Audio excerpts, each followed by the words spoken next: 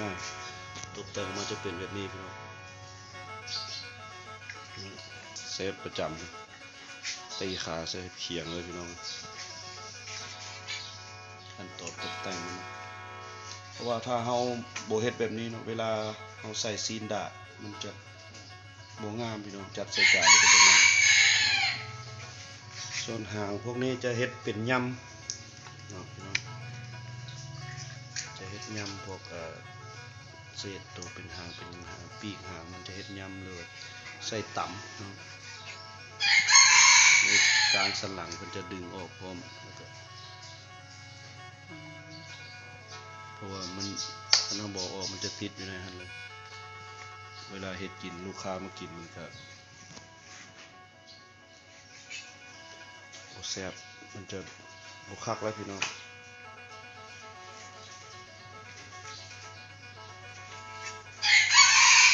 ง่ายๆนะพี่น้องพักหลังจากเราเฮ็ดแบบนี้เราจัดเก็บแล้วมันก็สะดวกสบายตัวปลาหมึกก็จะใส่แบบนี้คือเก่าไว้ได้โดนพี่น้องบ่มีแดงรับประกันว่าบ่แดงแน่นอนเพราะเราขี้เอาอย่างมันออกแต่ถ้าเราแผ่เครื่องออกนี่เวลาเราจัดเก็บมันจะมีลายตัวนี้เนาะมันจะออกแดงๆเนาะถ้าเราแผ่ออกแล้วก็เก็บรักษาไว้เป็นตัวแบบนี้เลยง่ายๆอันขั้นนี้เพราะว่าเวลาเราลวกมันจะงามเนาะเวลากินก็จะพ่ออีกง่ายๆแบบนี้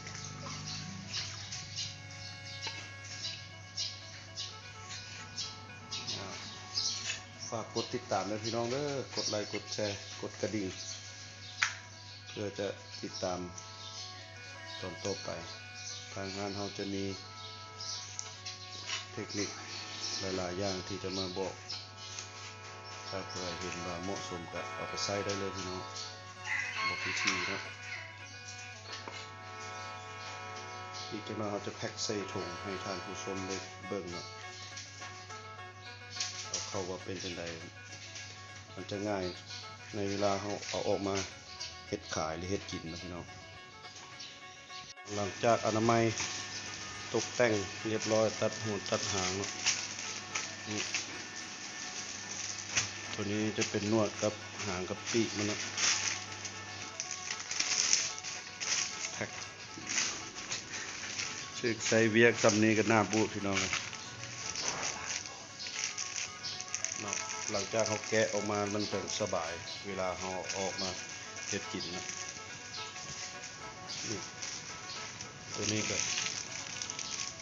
ประมาณ 7-8 ตัวพี่น้องต่อแพ็คหนึ่งเนาะ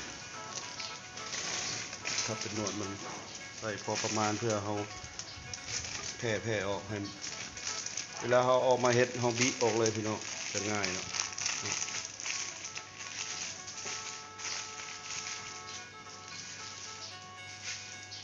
หลังจากนั้นเขาก็ใส่ถุงเ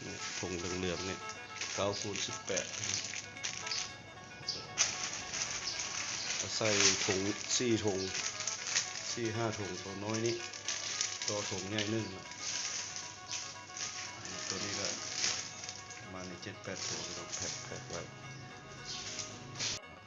มื้อนี้ก็เสร็จสิ้นภารกิจเนาะพี่น้องเนาะเกี่ยวกับปลาหมึกเนาะเฉพาะ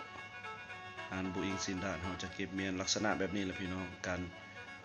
คั่วขี้ออกการเอาตีเนาะตีให้ปลาหมึกแข็งการ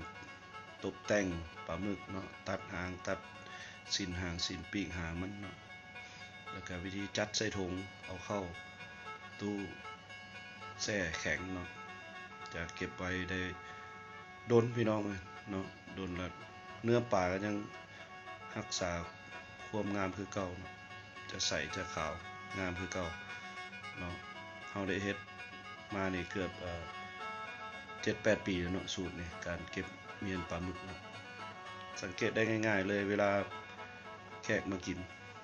เนาะเอาเฮ็ดออกมาจะขาวงามเนาะหรือว่าลวกจำวาซาบิบ่หรือว่าประเภทยำเฮ็ดหยังหรือว่าประเภทเฮามาเฮ็ดซีนดาดก็เนื้อปลาหมึกเฮาลังก็ซ้ เอาออกมาใหม่ๆพี่น้องพอแต่มันบ่มีขี้ที่เฮ็ดพาให้ซีนปลาหันแดงถือว่าก็ได้ผลดีสำหรับร้านบุอิงซีนดาดเฮาการเก็บเมียนปลาหมึกเฉพาะสูตรนี้ถือว่าได้ผลดีเนาะยังไงฝากกดไลค์กดแชร์กดติดตามด้วยพี่น้องเนาะกดกระดิ่งเนาะเพื่อติดตามเฟซทางหน้าต่อไปเนาะว่าสิมีเทคนิคหยังอีกที่มาสอนพ่อแม่พี่น้องเนาะกดติดตามตอนต่อไปเนาะขอบใจหลายๆที่ติดตามด้วยพี่น้องเด้อขอบใจหลายๆ